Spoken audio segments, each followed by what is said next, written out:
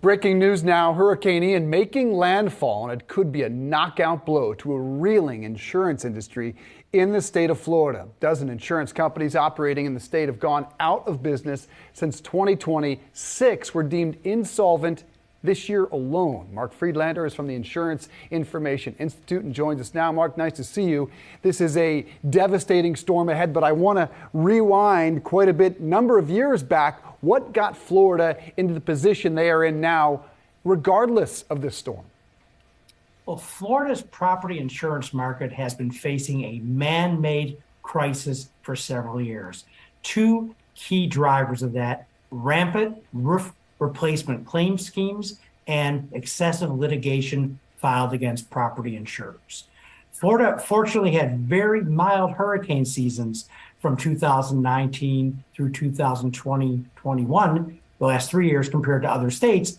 But this man-made crisis has driven Florida's insurance market to a very precarious position right now.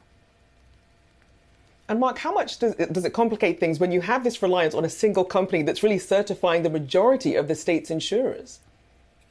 The issue is not the rating company. The issue is undercapitalized Florida domestic insurers. These are primarily small regional insurers that only write business in Florida and maybe a couple other states, and being hit with excessive levels of litigation, which lead to major underwriting losses.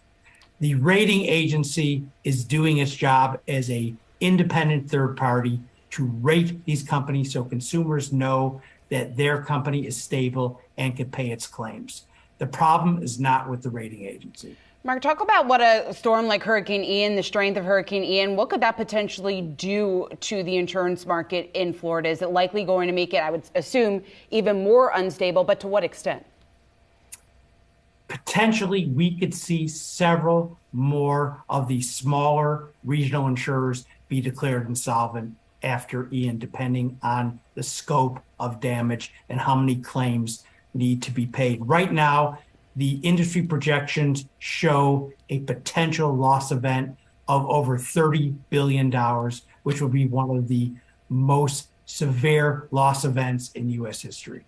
What does this mean for Florida homeowners, in particular those with coastal homes in the path? Well, hopefully those homeowners have adequate insurance protection right now, and their claims will be paid. Even if you have an insurance company that, number one, runs into trouble paying claims, or number two, is declared insolvent because of the mass losses from Hurricane Ian, you are protected by either the Florida Hurricane Catastrophe Fund or the Florida Insurance Guarantee Association. So your claims will be paid. You do not need to worry about that.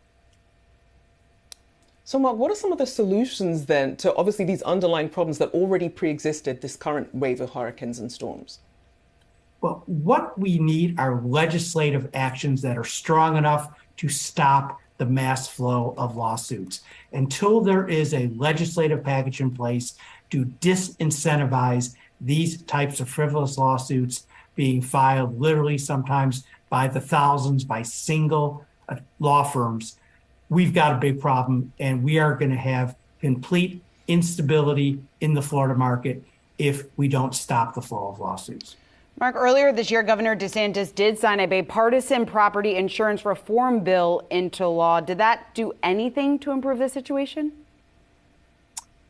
At this point, we don't know what impacts that package is going to have, because typically it takes 18 to 24 months in the cycle to see how property reforms impact the state. Unfortunately, nothing was done that would quickly solve the crisis. We're not surprised by that. And as a result, the market actually has gotten more unstable since the special legislative session was held back in May. Mark, what does it mean for Florida's state budget? Does this become, at what point does it become a federal problem? Well, the issue is consumers in Florida are footing the bill here. We are paying for funds into what's called the Florida Insurance Guarantee Association, which is the backstop for failed insurers. If your company fails, FIGA pays claims. And then Citizens, the state-run insurer of last resort, has over 1 million policies, 53% more than any private insurer. And if Citizens depletes its reserves because of Hurricane Ian, all Florida consumers are on the hook. That means homeowners and auto owners. If you have a auto insurance policy, you will get a surcharge on your bill, just like a home insurance policy will get a surcharge to help replenish the funds of Citizens.